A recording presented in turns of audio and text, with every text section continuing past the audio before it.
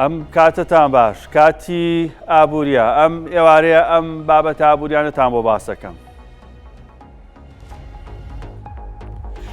نۆ دادوەری دادگای فیدراڵی دەستیان لە کار کێشایەوە بەهۆیەوە کۆبوونەوەکانی دادگای فیدراڵی پەکی کەوتو بڕیار لە سکاڵای فەرمانبەرانی هەرێم نەدرا و چارەسەری موچە بە هەڵپەسێدراوی مایەوە. بەهای یۆرۆ و پاوەند بەرامبەر دۆلار دابەزین. دیناری عێراقی و تمەنی ئێرانی ناجێگیرن. ئاڵۆزیەکانی ڕۆژهەڵاتی ناوەڕاست بازاڕی دراوی هەستیار کردو.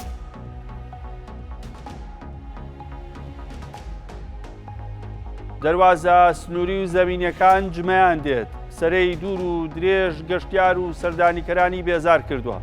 داخستنی ئاسمانی عێراق و ئێران و سووریا هاوڵاتیانی ناچار کردووە لە ڕێگەی زەمینیەوە گەشت بکەن. دادگای یەدەگی فیدراڵی ئەمریکا گۆڕانکاری لە سوودی بانکی نەکردو بەهۆیەوە نرخی زێڕ و زی و دابەزین. ترەمپ بە جۆرم پاوەڵی وت یان نرخی سوود دابەزێنە یان دەست لە کار بکێشە. لە بابەتی موچەوە دەست پێەکەم هەمووان چاوەڕێ بوون ئەمڕۆ دادگای فیدراڵی کۆبێتەوە بڕیار لەسەر موچەی هەرێمی کوردستان بدات هەروە بڕیاری وەزارەتی دەرەوە دارایی عێراق کە بڕیاری بوو موچەی هەرێمی کوردستان ڕابگیرێ ئەم بڕیارە هەڵبۆشێنێتەوە. ئەمڕۆ هەوڵدرا دادگای فیدراڵی کۆبێتەوە بەڵام هەندێک گۆڕانکاری گرنگ ڕوویە. ئەمڕۆ پێنجشەمە بڕیار بوو دادگای فیدراڵی عێراق لەسەر سکاڵای فەرمانبەرانی هەرێم کۆبێتەوە بڕیاری لاساری دەربکات بۆ ڕەتکردنەوەی بڕیاری وەزارەتی دارایی عێراق سەبارەت بە ڕاگررتنی موچەی هەرێم. بەڵام لە هەوڵێکی چاوەڕوان نەکراودا نۆ ئەندامی دادگاکە نامەی دەست لە کارکێشانەوەیان پێشکەشی سەرۆکایەتی دادگای فیدراڵی و دەسەڵاتی دادوەری کرد.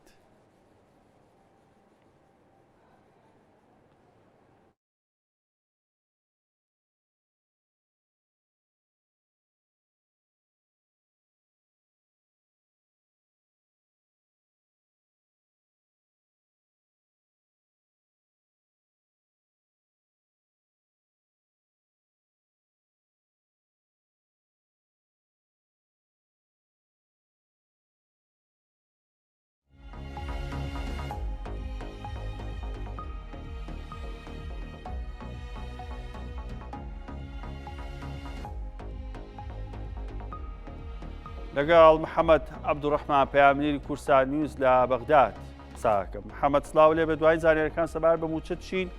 هیچ ئاسوەیەکەی بۆ چارەسەرکردنی کێشەی موچە؟ دکتۆر ئەم پێشاتە نوێیکەوە هاتوۆتە ئاراوە یعنی پرسی موچەی لە بەغدا بە تەواوەتی خامۆش کردو ینی باسە گەرمەکەی ئێستاوەیەکەوە مەترسیە گەورەکەوەیە ئەم دادوەری دادگای باڵای ئیتحادی نامی دەست لە کارکێشانەوەیان پێشکەش کردووە. ینی ئەمە بابەتە گەرمەکەیە کە هەر ئەمە ژواکات ینی بڵین کێشەی چارەسەرکردنی موچە خۆرانی هەرێمی کوردستان زیاتر دوا بخادیان ئەگەر هەیە قوڵتری بکاتەوە چونکە پەیوەندیە بە تاواکردنی ڕێژەی یاساییشەوە ئەکیت. جامەوە لەوە دەست پێ بکەم هەندێک زانیاری نوێ هەیە تازە بەردەستن و تازە دەستمان کەوتووە. یەکەم بابەتیانەوەی کە یەکەم زانیاریانەوەی کەەوە دەست لە کارکێشانی بە کۆمەڵی نۆ ئەندامی یاخودنەوە دادوەری دادگای باڵای ئیتحادی کە حوتیان یاخود بڵین شەشیان سەرێکی نووسیانیان یەدەگن هیچیان پەیوەندی بە بابەتی موچە و دەرکردنی فەرمانسالاری موچەخۆرانی هەرێمی کوردستانەوە نییە. ئەمە یەکەم خاڵ. دووەم خاڵ ئەمەوێت تەئەکید بکەمەوە بۆ موچەخۆران و فەرمانبەرانی هەرێمی کوردستان ڕوون بێتەوە فەرمانسالارەکە هیچ مەترسیەکی نییە. بەڵام ئەوەی ئێستا ڕکابەرەکە سراعەکە بۆتە نێوان ماڵی شیعە خۆیان وەک هەندێک زانیاری بەردەستن کەوا ئەم نۆ دادوەری دادگای باڵای ئیتحادی پەیوەندی بەو ململانە سیاسیەوە هەیە کەوا دەستێوەردان کراوە لە کاروباری دادگای باڵای ئیتحادی و ئەم نۆ دادوەری ناچار کردووەکەوە نامەی دەست لە کارکێشانەوە پێشکەشکەن. بەڵام نامەکانیان نامی دەست لە کارکێشانەوەکانیان بە جۆرێکان کە من لەگە سەرچاوکی باڵای نۆ دادگای باڵای ئیتحادی قسەم کرد باسی لەوە کرد کە ئەگەرێکی زۆرە نامەکانیان یاخود دەست لە کارکێشانەوەکانیان قبوڵ نەکرێت چونکە بە شێوەیەکی نایاسایی تۆمارکراوە. نایاسایەکە هۆ کارەکە چییە؟ هەر نۆ دادوەرەکە چونەتە ئەنجومەنی بەرجاری کۆبوونەوەکان نەکە هەر ناتوانێت کۆبوونەوە ئەنجام بدرێت. ئەمە جیا دکتۆر ئەمە جیا لەوەی کەوا نامەی دەست لە کارکێشانەوە پێشکەش بکات جیا لەوەی کەوا بیانووی هەبێت وەک ئەوەی لەسەر کار بێت و بیانووی هەبێت ئەمە جیا یعنی دوو بابەتی جیایە بەڵام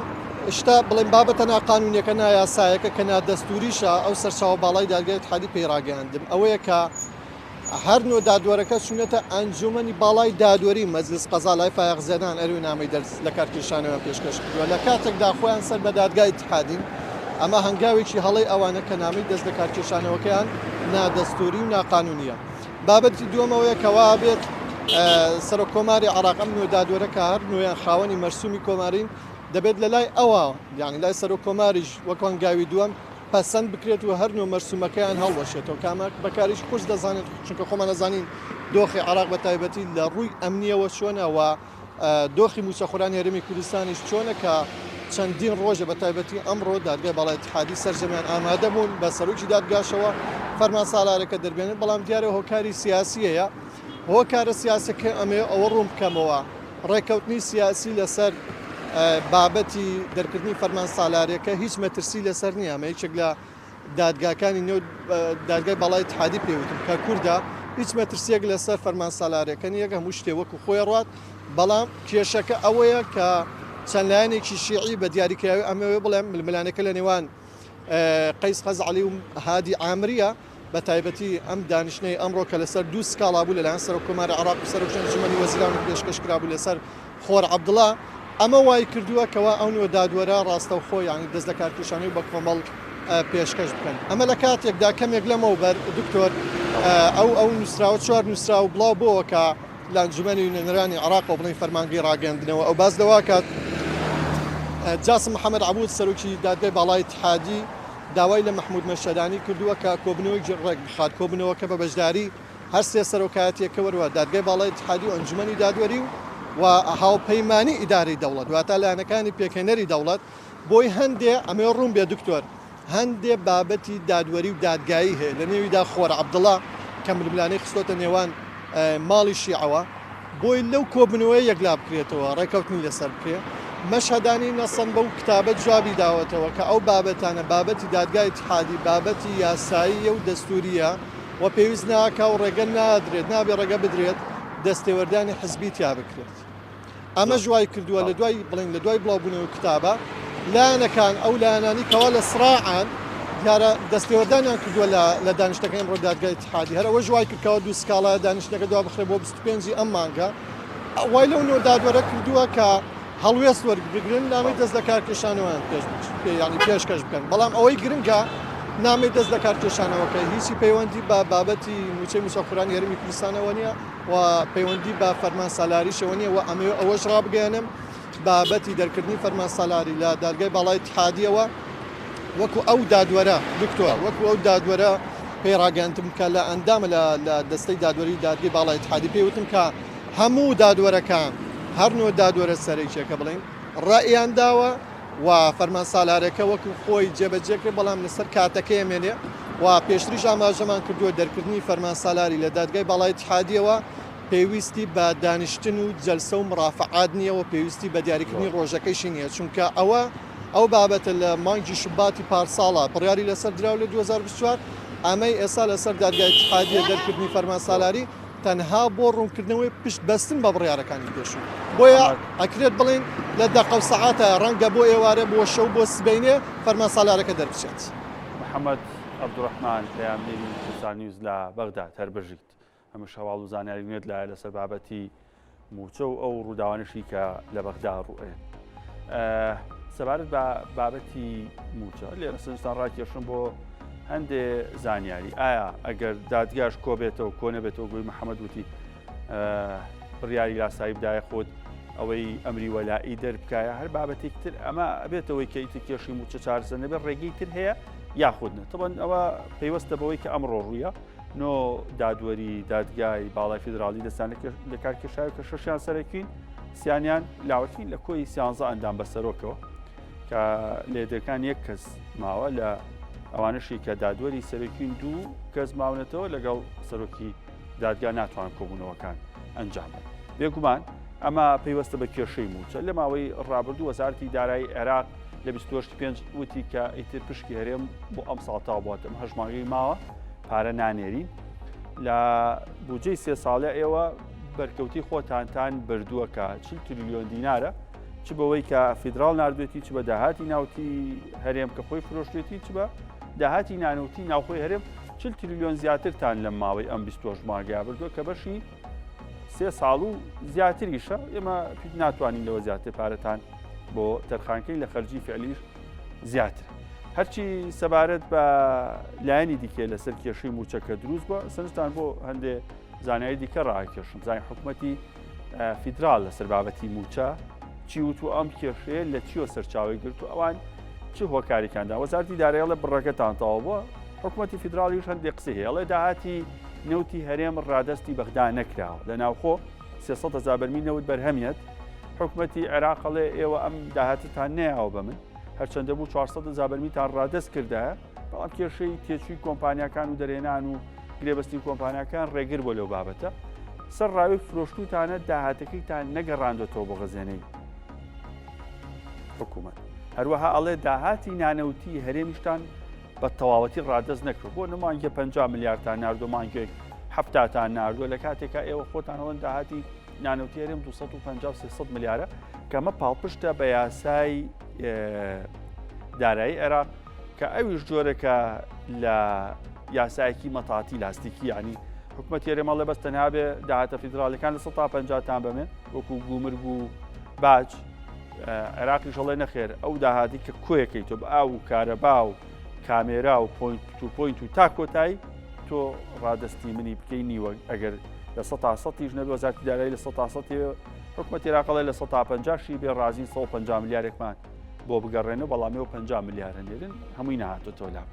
حکوومەت هێرێم ئاماژە بچێکە لە بابەتی کێشەی موچە باس لەوا کار 9 تریلیۆنیان ماوە بۆ 2025 بێت عێراق پابەند نەبووە و خۆی لەم پارەیە ئەدزێتەوە پێویستە تا کۆتایی ساڵ 9 تریلیۆن دیناری دیکە بۆ هەرێمی کوردستان بنێرێت چکە 4 وردەیەکتان ناردووە ئێمە 11 و شتێکمانەکەوێت لە پشکی یاخود لە بودجێ عێراق بۆ ساڵی 2025 پێویستە ئەوە بنێرێت هەروەها حکوومەتی فیدراڵ باز لەوە کە هەرێمی کوردستان حکوومەتی فیدراڵ تۆمەتبارەکە بەوەی کە پابەندی یاسای بودجە نیە بەوەی کە هەرێمی کوردستان هەناردەی نەوتی ڕاگرتووە بەڵام هێشتا عێراق بەشە بودجەی هەرێم نانێرێت و هەناردەکردنەوەی نەوتی هەرێمی کوردستان لەسەر بڕیاری حکوومەتی ناوەند وەساوە ئەمەش بابەتێکی ترە هەر لەسەر بابەتی موچە کە ئایا ئەمڕۆ دادگای فیدراڵی تووشێم کێشەی بوو ڕێگەی تر هەیە بێگومان پەنابردن بۆ بابەتی یاسایی ڕێگەیەکی ڕاست و دروستە لە مانگی 2024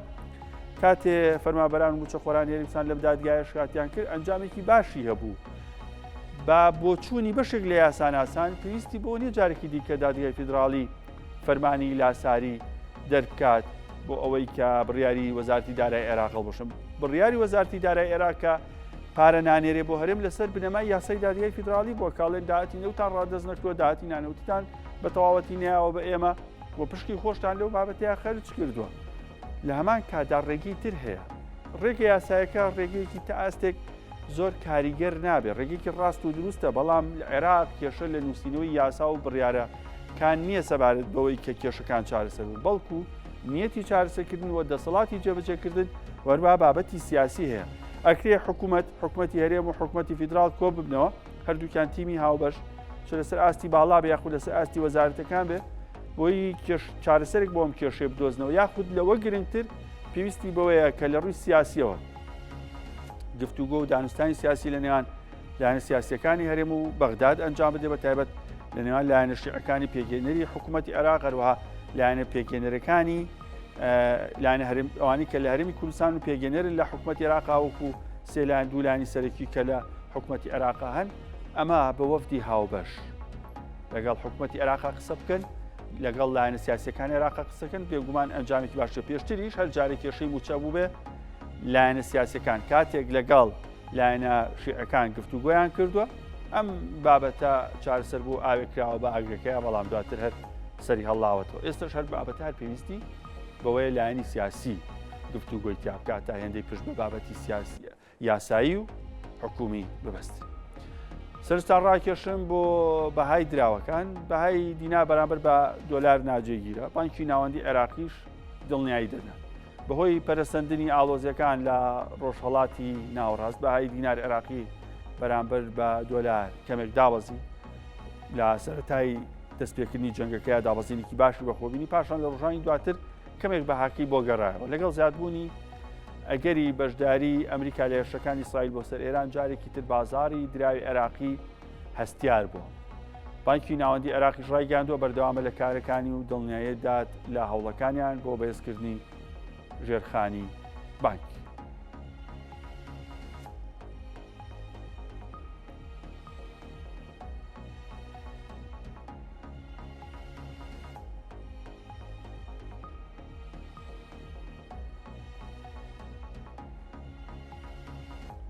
لێرە سەرنجتان ڕاکێشم بۆ بەهای دراوەکان لە بازارەکانی عێراق و هەرێمی کوردستان لە کاتی داخستن بازارەکانی هەرێمی کوردستان هەر $100 بە 144,300 دینار داخرا سەبارەت بە پاوەند بەرامبەر بە دۆلار دابەزینێکی باشی بەخۆوە بینی بوو بەرامبەر بە دیناریش تا ئاستێک ئەکرێ بڵێن جێگیرە چووکە دیناریش بەرامبەر بە دۆلار دابەزیوە هەر 100 پاوەندێک 189,500 دینارە سەبارەت بە ئیۆرۆ هەر 100 ئیۆرۆیەک 160,350 دینارە سەبارەت بە تمەنی ئێرانی سەرڕایەوەی کە ئێران چۆتە دۆخی وارووا قۆناغی جەنگەوە بەڵام هێشتا تمەنی ئێرانی دابەزینی زۆر گەورەی بەخۆ نەبینیوە ئەمڕۆ تا ئاستێک تمەن ئاراستەی بەرزیشیە بۆ $100 9,250,000 تمەن بوو لە بازارەکانی ئێران ئەوەی کە پێوتێ بە حواڵە بە کاشیش لە هەرێمی کوردستان لە خوار 8 ملیۆنەوە $700 مامەڵی پێکا بەڵام پێشبینێکی بۆ ڕۆژانی ئایندا بۆ ماوەکانی ئایندا بۆ درێژمەودا تمەن دابەزین بە خۆبینێ لە بری بەرز بوونەوە سەبارەت بە لیرەی تورکی هەر 100 لیرێکی تورکی 3620 دینارە سەبارەت بە لیرەی سووری 1 ملیۆن لیرەی سووری بە نزیکەی 156,000 دینارە لیرەی سووریش دابەزینی بەرچاوی بە خۆبینێت چ لە ناوخۆی سووریا چ لە هەرێمی کوردستان پێشتر بە 160,000 و 170,000 1 ملیۆن مامەڵی پێکە ئێستا 156,000 دینارێکە ڕۆژانە مامەڵی پێوکرێت سەبارەت بە زێر ئەمڕۆ دابەزینێکی باشی بەخۆوە بینی هەرچەندە بەراورد بە چەند مانگی ڕابردوو یاخود بە ساڵی ڕابردوو ئاستێکی زۆر بەرزیە بەڵام بەراورد بە 2-3 ڕۆژ ڕابردوو دەستپێکردنی جەنگی ئێران و ئیسرائیل یەکەم ڕۆژ زێر ئەمڕۆ دابەزینی بەخۆبینی 1 ئۆنسە زێر $3,365 ئەویش دوای ئەوەی کە یەدەگی فیدراڵی ئەمریکا نرخی سوودی بانکی بە جێگیری هێشتەوە کاریگەری هەبوو لەسەر دابەزینی زێر سەبارەت بە ئەوەی کە بە کیلۆ زێر بکڕی کیلۆی زێڕی ئایارە 24 واتە زێری خاڵس نزیکەی $108,000 و $18259 واتە نزیکەی دەفتەر و $82 وەرەقە و $50 1 کیلۆ ئاڵتوونی ئایارە 24 سەبارەت بە 1 لیرەی زێر $715 بە جیازی کڕین و فرۆشتن لە نێوان $710 بۆ $718 مامەڵی پێکرێت سەبارەت بە مسقاڵی ئایارە 21کە 1 مسقال بە 675,000 دینار مامەڵی پێوەکرێت تاستێک ئەمیش 10,000 دابەزینی تۆمار کردووە هەرچی سەبارەت بە ئۆنسەی زیوە ڕۆژی ڕابردوو بەرزبوونەوەیکی باشی بەخۆبینی بوو بەڵام ئەمڕۆ دابەزیەوە 1 ئۆنسەی زی و گەیشتە $36.33 جیاواز لە زێر گۆڕانکاری لە بازاری وزەر ڕوویا بوو نرخی نەوت ئاراستی بەرزبوونەوەی هەیە بەردەوامە لە بەرزبوون و هەندێک جار پاشەکشی باش بەخۆبینە تەواو بازاری نەوت ناجێگیرە هەر کاتێک ئاڵۆزیەکان زیاتر بن و لێدوانی تونتر بدرێت لە سەرجەنگی ئیسرائیل و ئێران نرخی نەوت بەرزە بێتەوە کاتێکیش هێوریەکە بێ دابەزێتەوە لە $70 بۆ $77 بەرز و نزمیەکە $72 بەخۆبینە بێتێتە 76 و 73 بەم شازە ئێستا یەک بەرمی نەوتی برێن $77 و 72 سنتە نزیک بەتۆ لە $78 کە ئاستێکی بەرزە بۆ نرخی نەوت هەل لە ڕۆژی هەینی کاتێک جەنگی ئێران و ئیسرائیل دەست پێ کرد لە یەک ڕۆژە لە 112 نرخی نەوت بەرز بۆ کەوە یەکەم جارە لە مێژووە لە ڕۆژێکە نرخی نەوت لە 112 بەرز بێتەوە سەبارەت بە تەکساس $76.28 هەروەها سەبارەت بە گازی سروشتی نزیک بۆتەوە لە $4 مەترسیەکان لەسەر غازی سروشتین چکاگە گەروی هورمزەوەی کە باسەکرێت لە کەنداوی عەرەبی لەلایەن ئێران و کێشەی بۆ دروستکرێت ئەوە گازی سروشتی بەرزبوونێکی باش بەخۆبینێت چکەی تر جیهان بێبەشە بێ لە غازی سروشتی قەتەر کە یەکێکە لە هەناردە گەورەکانی غاز لەسەر ئاستی جیهان ئەوەی باسم کرد پێویست بۆ بازاری وزەی جیهانی کە تاستێک گرژی و ئاڵۆزیەکانی ڕۆژهەڵاتی ناوەڕاست کاریگەری گەورەی لەسەر دروست کردو. هەر ئەم گرژی و ئاڵۆزیانە بۆی شەڕ و ئاڵۆزیەکانی نێوان ئێران و ئیسرائیلەوە بازاڕی ئامێر و کەرەستە کارەبایەکان لە کەرکووک لاواز بوواتە خەڵک کەمتر ئەیان کڕێ. کاسبکارانی ئەو بازاڕی کەرکووگەڵێن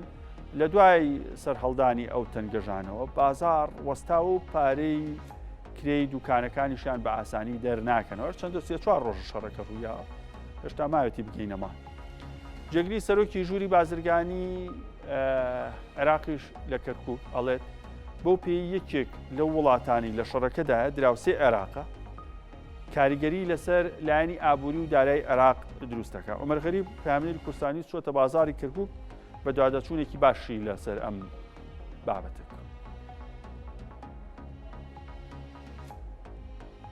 کارەبایەکانە لە کەرکووک سوڵەیەکی تەواو بوو بازاڕەوە دیارە کاسبکارانی و بازاڕی کەرکووک دەڵێن بەهۆی شەڕ و ململانیەکانی نێوان ئێران و ئیسرائیلەوە جموجۆڵی بازرگانی لە کەرکووک لاواز بووە. وەزعەکە ڕاوەستە بازار تاو سەر بووە دوایی سێ بازار وەستاوە لە هەولێرەوەش نال لە نەشێبێت کەرکووک لە سێمانی نال نەشێت سەرەکان شان گرتووە ئەمەش تاسیرە بازارەکە تاسیرە بازاری کوردستانەکە و تاسیرە بازاری مەشەکەت بۆ خۆ دەبڵێ ئەوەی بێ بازاری بووە هەسخەڵکە خۆیان تەمەنە مەڵەکە سەرف کات. شەڕەکەی ئێران و ئیسرائیل تاسیری زۆر لێمان کردووە ئێمە حدودەکەمان لەگەر ئێرانایە ئەشیای ئێمە هەمووی بەڕی ئێرانەوە دییان بەڕی بەسرەوە ئەو کاکە و بەحرش تەواو نییە بازار تەسیری لە بازارەکە گەوت تاجر ناوێری ئەشیا بێنێتە بازار خەڵکی پاری خۆی سەر ناک ئەمڕۆ خەڵکی پارە بەس بۆ خواردن سەرفەکە بۆ ئیشە ڕائەوەستێ پێت عنیەوە هەموو جارێک بابوو هەر لە وەزعێکی ناخۆشا بێ ئەم ئیشانەی ئێمە گشتی ڕائەوەستێ. ژووری بازرگانی شارەکەش دەڵێت هەر ناجێ ژیرێکی سیاسی و ئەمنی لە ناوچەکە کاریگەری بۆ سەر لانی ئابووری و دارایی عێراق دەبێت. بابەتەکە بابەتێکی تقریبا شەڕێکی ئاسمانیە بەڵام کاریگەریشی زۆر زۆری دەبێت لەسەر عێراق بە تایبەتی ئێمە وڵاتێکی هەودەکارین بە ڕێژێکی بەرز هەر ڕێگریەک بکرێت لەم بابەتانەیە تاسیراتی خۆی دەبێت لە خواست و خستەڕووی ناو بازاردا. ئێمە وەک ژووری بازرگانی کەرکووک وەکو لەگەڵ لایەنە پەیوەنددارەکانی تری عێراقدا چاودێریشی باشمان کردو بەڵام چونکە حکوومەتی عێراق بە نرخی جێگیر دۆلار دەدات بە بازرگان بۆیە نرخەکان جێگیرن تا ئێستا و هەروە ئەوەی کەوا زیاتر تأسیری کردوێت سەر بازار لەوانەیە ڕۆشنبیریتی هاوڵاتی خۆی بێتن بە شێوەیەک کە دیعاە دەکات بۆی بڵێن کەلوپەل لە بازاردا گران دەبێت. وەک بازرگانانی کەرکووک دەڵێن لە ئێستادا بێ بازاڕیە بەڵام نرخ گۆڕانکاری ئەوتۆی بەسەردانە هاتووە ئەگەر کێشەوە ئاڵۆزیەکانی ناوچەکە زیاتر بێت گۆڕانکاری بەسەر نرخەکانیش ڕوو دەدات. پەرەسەندنی شەڕ و ململانێ نێودەوڵەتیەکان کاریگەری نەرێنی لەسەر دۆخی بازار دروست دەکات پێڕەوکردنی هەر سیاسەتێکی هێڵەش لەم دۆخەدا لەلایەن حکوومەتی عێراقەوە ئابووری وڵاتەکە بەرەو داتەپین و هەڵاوسانی زیاتر دەبات. عومەر غەریب کورسات نیوز کەرکووک. بەهۆی ئاڵۆزیەکانی ڕۆژهەڵاتی ناوەڕاست ڕاگررتنی گەشتە ئاسمانیەکان فشار و قەرەباڵقێکی زۆر لەسەر دەواازە زەمینیەکان دروست بووە. تورکیا بۆتە ناوەندێکی گرنگی گواستنەوەی هاوڵاتیانی ئێران، عێراق، سووریا. گەشتیارانی عێراقی بۆ ماوەیەک لە تورکیا گرفتیان بۆ دروست بووە هاوکات دەواازەی بازرگانیش لە نێوان ئێران و تورکیا قەرەباڵقی و سەرەی دوور و درێژی بەخۆبینیوە. گەشتیار و سەردانیکەران دەیانێت لێوەی هاتوچۆ بکەن لە ئێرانەوە بچنە تورکیا لە تورکیاوە بگەڕێنەوە ئێرە.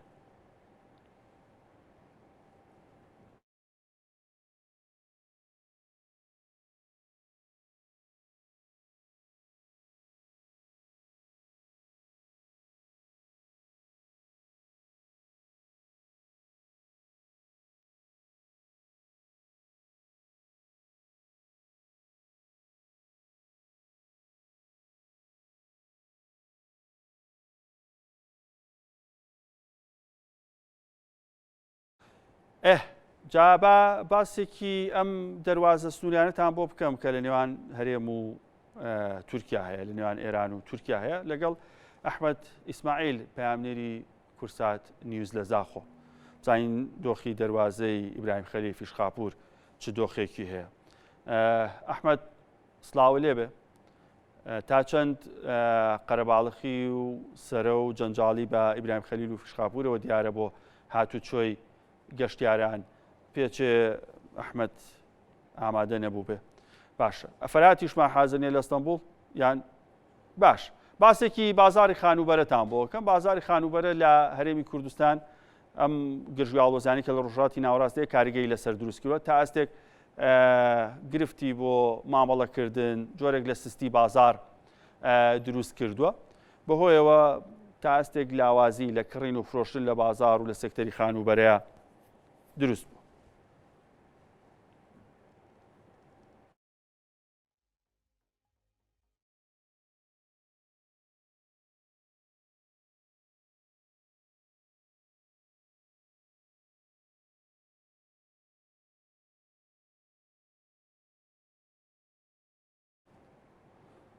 لەگەڵ قارەمانجەوەر پامنی کورسان نیوز لە هەولێر قساکەم زانین بارودۆخی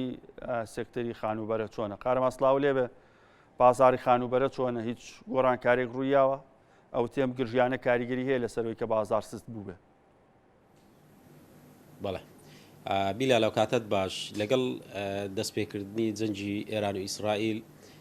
لەگەڵ ئەوەی کاریگەری لەسەر زۆر لە بوارەکان هەبوو کەرتی خانوبەرە یەکێکە لەو کەرتانەی کە کاریگەریەکانی زیاتر بوو و تەنها لە هەرێمی کوردستاننا لە عێراقش کاریگەریەکانی هەبوو و بەو پێی کە بەشێکی زۆری خەڵکی عەرەب ئەوانەی کە دەهاتن لە هەولێر و لە شارەکانی کوردستان پرۆژە و یەکەیان دەکڕی بە هەمان شێوە کاریگەری هەبوو و بەشێک لەو پرۆژانەی کە لە ناوەڕاست و باشووری عێراقش بوون بە هەمان شێوە کاریگەری لەسەر ئەوانیش هەبوو. من میوانێکم دەبێتن دکتۆر عەلی ڕاوێژکاری کۆمپانیەکانی خانوبەرە کایەکێکە شارەزایی هەیە. دکتۆر کاتت باش لە کات ماگردی ببوورە باز لەوە دەکرێت کە جەنجی ئێران و ئیسرائیل کاریگەری لەسەر سێکتەری خانوبەرە کردووە بەتایبەت ئەوانەی کە مامەڵە دەکەن بازرگان خەڵکی زەنجین و پارەدارن هەنی ترسی ئەویان هەیە کە جەنگەکە پەرە بسێنێتن و نەتوانن زیاتر مامەڵەی کردنی خانوبەرە بکەن. بەڕاستی سەردەمی زێڕینی عێراق لە 2022 دەستی پێکرد لەو وەختەوە ڕێژەی گەشەی ئابووری 9.3 بەرەو بەرزبوونەوە دەچوو عێراق وەزعی بەرەو باش بوو. پلانی عێراقەوە بوو کە 3 میلیۆن یەکەی نیشتە جێبوونی پێویست بوو تەنها لە 2025 و 2026 لە پلانی عێراقدا هەبوو 1.5 میلیۆن یەکەی نیشتە جێبوون دروست بکرێ لە ڕێگەی 52 شاری نیشتە جێبوون. پرۆژەک هەبوو شاری وەرد گوڵ کە وەبەرهێنەی میسری بە بڕی 9 میلیارد دۆلار گرێبەستی لەگەکرابوو بەڵام ئەو پرۆژانە هەمووی فەشەلهینە. سەردەمی زێڕینی عێراق کۆتایی هات چونکە ئەو نەخشەی دانرا لە بۆ گۆڕۆنی ڕۆژهەڵاتی ناوەڕاست بە شەڕبیان بە ئاشتی کۆتایی پێدێ. عێراق لە بەرامبەر دابەشبوونە وڵاتانی دەوروبەر دابەشبوو دەبن ئەو پلانی ساکسپیکۆیە کە داهەبوو کۆتایی پێدێ لە ئەنجامدا سەردەمێکی زێڕین لە بۆ کوردستان دەست پێ دەکە. کاریگەری لەسەر کەرتی خانوبەرە هەبووە ئەو جەنگەی کە هەیە خەڵک ئێستا هەنی مامەڵەکان وەکو پێشووترێ یاخۆ سست بوونەوە ئەوەی کە پێشبینی دەکرێتن خەڵکەکی زۆر لەبەر ئەوەی کە 85 هێزی میلیشایی لە وەسەت و جنوب هەیە ئەو شەڕە فراوان دەبیتن. پێشبینی دەکرێت لە ئێستاوە ئاگاداری دەدەمە کەرتی تایبەت حکوومەت ئامادەسازی بکرێ ئەو شەڕە لە هەرە سیناریۆ ناوەڕاستەکەی ئەوەیە خەڵکەکی زۆر لە وەسەت و جنوب دێتن کرێ لەو ڕۆکەوە کرێ خانی شوقە بەرز بوویتەوە داواکاری زۆر بووە چونکە لایەنی ئەمنی لە وەسەت و جنوب بۆ لە وڵاتانی دەوروبەر پێشبینی دەکرێت خەڵک بێن داواکاری زۆربی لەسەر یەکەی نیشتە جێبوون و هەروەها ئەو شەڕە کاریگەریەکی دی هەیە لەسەر عێراق احتیمالی هەیە ئەگەر عێراق سیاست مەدارەکان زوو فریای خوان دەکەون عێراق دەگەڕێتەوە سەردەمی ساڵانی نۆهەت چونکە نەفت 1995 داهاتی عێراقا بەندەرەکانی باشووری عێراق بەهۆی هەڕەشەی حوسیەکان وڵاتی ئێران کەشتەکان دەست پێکرا چەند ڕۆژە لێ دەدرێن ئەگەر عێراق نەفتی نەنێری دۆلاری لۆنایە ئەو پەنجەرەی کە پێدەری نافزەتی دۆلار لە عێراق بانقی فدرالی داینابوو هیچی دی عێراق ناتوانانی کە دۆلاری نەبوو پارەی عێراق بەهای لە دەست دەدا لە بەرامبەر کۆمەڵک دەرفەت هەیە لە بۆ هەرێمی کوردستان لۆتان باز دەکەین. دکتۆرەگە باز لەوە بکەین ئستا کەرتی خانوبەر ئێستا و نەخشێکە لە دواوەیتوە ینی کۆمەڵێک گەڕک و شوێن و تەنانەت لە کوردستانی ینی کۆمەڵێک پرۆژە هەیە ئەم پرۆژانە ئەگەر شەڕەکە بەو شێوەیە بێتن یاخۆتەوەی کە ئێستا هەیە ینی مامەڵەی فرۆشتن ئەوانەی کە لە ناوخۆی هەرێمی کوردستان دەیکڕن وەکو پێشووترە نرخەکان هیچ گۆڕاکاری بەسەردا هاتووە سەبارەت بە پێش جێژنەی زەوی کە خەدەماتی نەبوو بەرز بووبەوە لە ئێستادا ١٠ تا ١30 هاتە خوارێ بەڵام ئەگەر ئەو گۆڕانکاریانەکەەوە بە خێرایی بەدەقە ڕوودەدا بەڕاستی داواکاری لەسەر شوقە زۆر دەبی شوقی تەوابوو لەسەر خانی زۆر دەبی چونکە خەڵکێک دێ پێویستی بەیەکەی حازرە و لە ئێستادا ئەمە پێشبینی دەکرێن 2 دەواازە دەمینێتەوە لە بۆ عێراق ئوردن لەگە تورکیای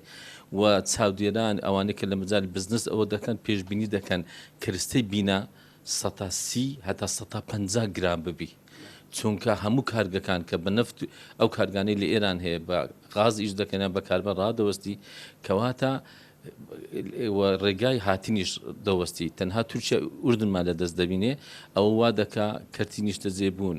حکومە زوو پلان دابنێتن سندوقی تەواری دابنێ و لە ئێستاوە بەرنامەی دابنێت چونکە ئەو ڕۆژەی کە پێشبینیمان دەکرد لە چاپێکوتنەکانی قەدیم خەریکە وادێتن دەبی حکومەتی هەرێم لەوانەیە زەخت و فشارێک دروست بین بە خێرایی نەفتی کوردستان بڕواتن چونکە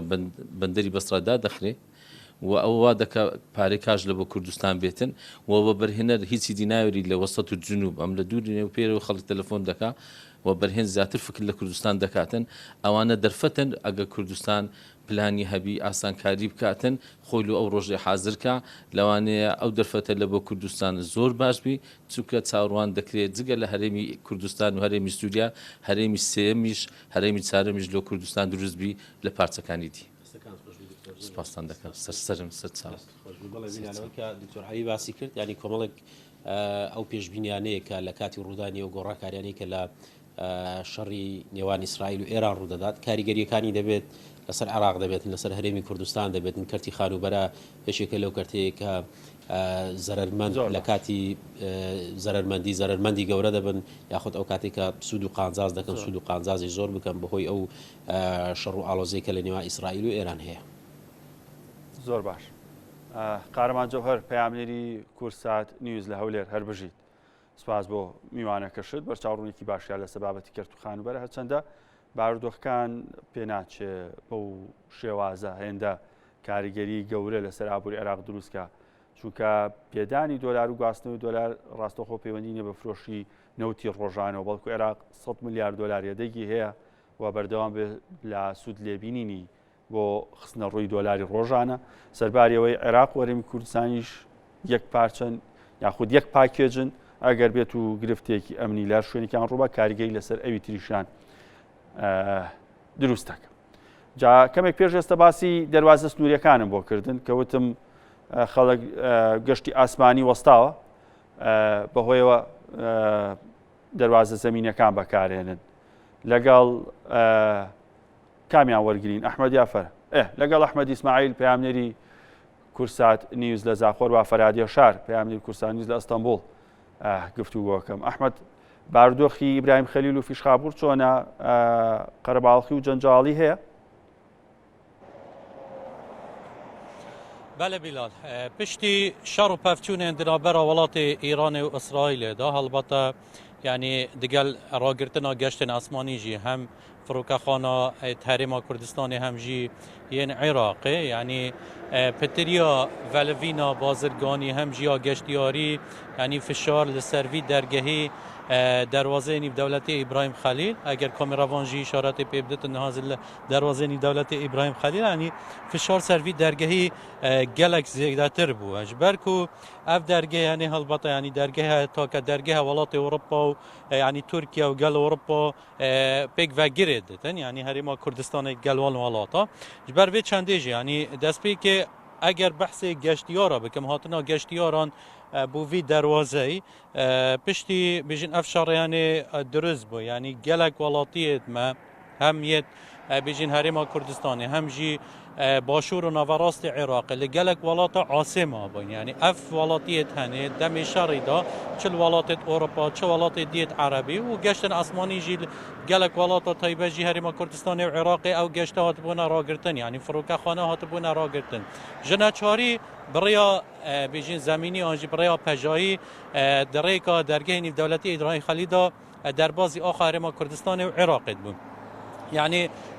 بيجين حكومات نافخوا حكومات هرم كردستان وزارات نافخوا هرم كردستان يجي بهماهنگی دگل فرمانگاه پیوندیش در و حکومت هرم کردستان یعنی هماهنگی هبونه و بیاننامه که دا یعنی پیش چند روزه که دو جماره تواد صاحب بالاف کردن که هر ولاتی که چه هرم کردستان چه عراق له هر ولاتی که عاصمه او دکارن پیوندی پنج جماره بکن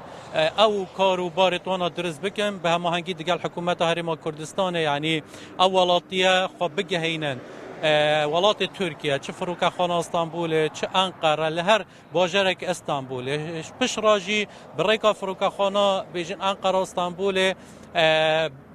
برایکا فروکخانه نافخوی بفرن و گشته بکن بو فروکخانه بیجن دیاربکر یا مردین یا شرنخ یا هر فروکخانه که ترهبت کنیزی که وی دروازه به دروازه ناو دولتی ابراهیم خلیل بدن و برایکا زمینی برایکا پجایی دربازی آخا هرم کردستان باش احمد و عراق گواستنەوە هیچ گۆڕانکاریی لەسەر هاتووە هەندێک کەس باسییان لەوە کردبوو کە بەشێک لە شۆفێران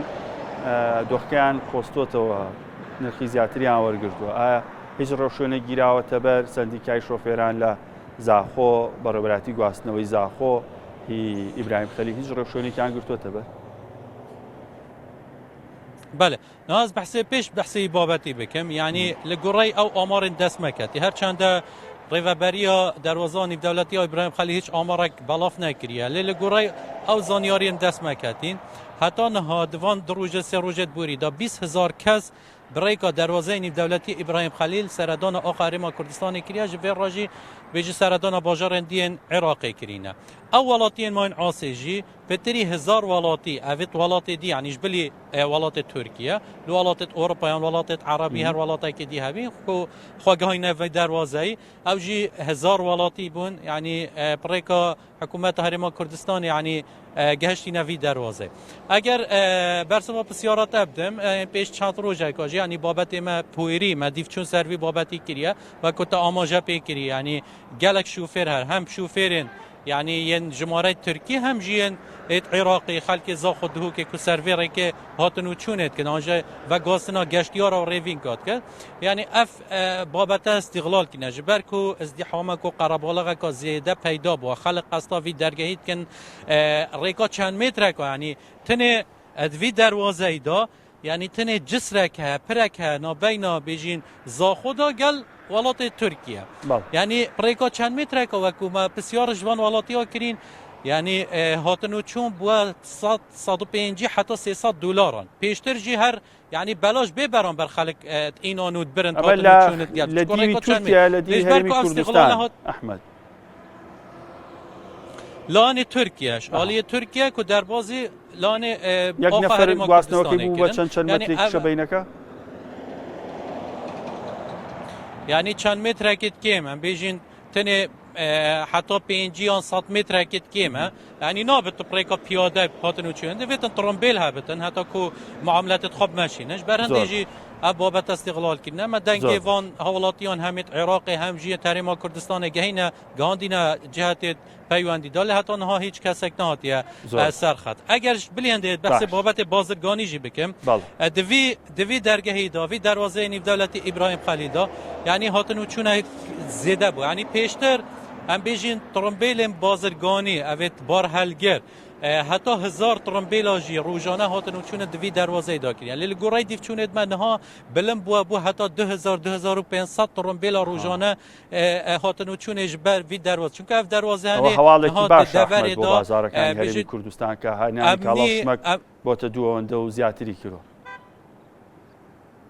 بله جبرکو مثلا دروازه حاجی عمران دروازه دی هفت سنوری دیگل ولات ایران بیجین شر و هفت چون وان دورا دا ها اوانش آرام نشتر معاملی بازرگانیان تیه بلام هر بو خوی هنانی کالا شمکی زیات الله ابراهیم خلیل و هر زور باشه ئەحمەد ئەگەر شتی ترە بووە مۆلات بە ئەو پرسیارەی لە فەرهاد کەم فەرهاد باس لەوا کرێ ئەو تەکسیانەی کە لە فیشقاپور لە ئیبراهیم خەلیل هەن پارەی زیاتریان لە خەڵک وەرگرتووە حکوومەتی تورکیا هیچ ڕێشۆنێکی گرتووەتە بەر هەروان بەستیشمە لەبارەی گەشتیارانی عێراقی لە ئەستەمبوڵ و تورکیا زانیاریمان بیتێ دۆخیان باش بووە چارەسەرکراوە کێشەکانیان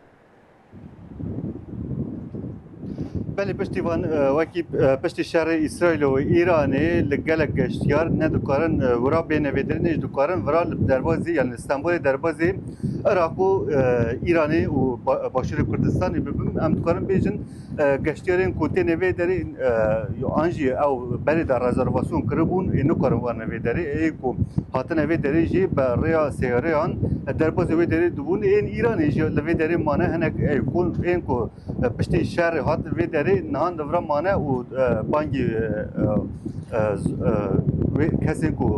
ناسی وانه ایل وی داری دمینن بانگی وانه دکن دبیجن کو وره وی داری بوکو اونا حتی شر قدیا اونا جی هدی برای سیاران وره وی داری نامی وانه که مه اوجی سلیمانیه که سبا 25 سال لوی داری کار گشتیاری دیگه ام پرسن لویج بکن که سبات کاری وره وی داری عالی گشتیاری دا لوی داری استانبولی چه در باز پشتی شهر اسرائیل ایرانی راستی لدوای ام شر اسرائیل و ایران گشتیار توزه کم بوده راستی خلقه که به هوی او وضع وزران و توزه خرابه گشتیارش توزه کم بوده راستی بویا تأثیری لوضع اسطنبولش کرده لگشتیارانش کرده راستی تو نه کاری گشتید که یعنی دم گشتیار تنبیه داره بله کمپانی گشتی گذارم یا لیره گشتیار دم بویرا با یختو با گشتی بابلین لناو دریا ایشمان ها براستی تأثیر لیشی گره کردوه يعني موضوع كمان يعني هدية وها أو دروس بقى أو باشي جاشير زي تروى بتشتغل شهرين هدية وها يعني دكتور سالم بوري ونها شوية روش تنا جشت دكتور سالم بوري يعني سال فات جاشيرين هرم كردستان زور قران كاريه والله طبعا خلقاني بابلين لتساو بارا وامثال زور فرق جوازي كي زوري هي امثال بهيج شيء كانت انا نعربش نا بابلين أزنبي زورنا بو تركيا أبوي باري وزراني تركيا وأزاني إيرش توزي إقتصادي توزي قران كاري كاكوتوا لبرو توزي خلق كان برو ولاتاني تلابن بلان إمش دخوازين خلق كان بيان بويرة واسطنبول بيان قشتي كانوا لبري براسي جاي خوش إن شاء الله همش تكيش زيدابونا دولار اللي برامبري ترك ليرة تركيا شو تأثيره كسر قشتيار يعني كسر بيتر بيتر خوي درباري أو موضوعه كدولار برزو بوا راستا برامبر ليرة تركي يعني كليرة تركيا قريته بدولار باريكي زورا كابلام نقلوشة اقتصاد برزو بوا توزي كرينو فروشنو شتيش جرام بوا وتأثير لقشتيارك طبعا سر خير بن بله پشتیوان وکی که صباح جی آماجه پیکر هر وحال گوری سالن بوری گشتیاری کو نهال وی درینه هر بود چه مرزی بازرگان لنیوان ایران و ترکیه ایو باردوخی چونه فرهاد هم شر دست پیکریه هم جی فرهاد باسی مرزی بازرگانم کرد لنیوان ایران و ترکیه لوی هاتو چونه هلبت تزانی بازرگانی دم تینوی داری و کاری خود دکد اونا برای بالافریا فروکخانه دچوده هاتن نا کاری آنها جیگره کی زحمت بیشتر کوی داری اونا برای یعنی 30 ساعتا نکردن برای سیاریان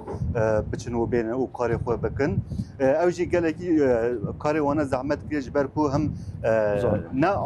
لگور وی روشی جی نه آماده بون آماده کاری جی نکربون جبر ویجی اونا جنش که واد بری شهر ساکن و کاری وانجی لوی داری زحمت و هر وا او کسی کارمندین ترکیه سازی کارمندش ده ترکیه جی بانگی هم حکومت ترکیه کر هم جی بانگی دولت نمونه توی کر بود کو براف شهر زیادتر بی بسکنه او گلگی تاثیری کی زیاده سر عبوریا هم روزگارات نوین دیگه هم عبور تاثیر بله ئەحمەد ئیسماعیل پەیامەری کورسان نیوز لە زاخۆ فەرادێ شار پەیامەری کورسان نیوز لە ئەستانبوڵ هەر بژین بەرچاوڕێکی باشتانەی لەسەر ئەوەی کە خەڵک ئێستا لە برەوەی کە گەشتی ئاسمانی وە خاڵە سنووری و دەواازە سنوورەکان بەکارێنێ لە هەولێر کێشەیەک هەیە بابەتی ئەوەی بە دیاریکراوی ئەوانی کە ویستیان بڕیارێک دەرچوو بۆ گۆڕینی تەکسی گرفتی دروست کرد لەگەڵەوەی وەزارەتی ناوخۆ لە ماوەی ڕابردوو بڕیاریا بۆ ڕێکەپێدان بەهێنانی تەکسی نوێ کەچی جوڵەی بازاڕی کڕین و فرۆشتنی تەکسی لە شاری هەولێر دابەزیوە سستە خاوەنی پێشنگایەکیش هۆکارەکەی بۆ خراپی باری دارایی و دۆخی سەقامگیری ناوچەکە گەڕاندوت. پێشانگاکانی کڕین و فرۆشتنی تەکسین لە هەولێر دایان ئۆتۆمبیلی تەکسی ڕاگیراوە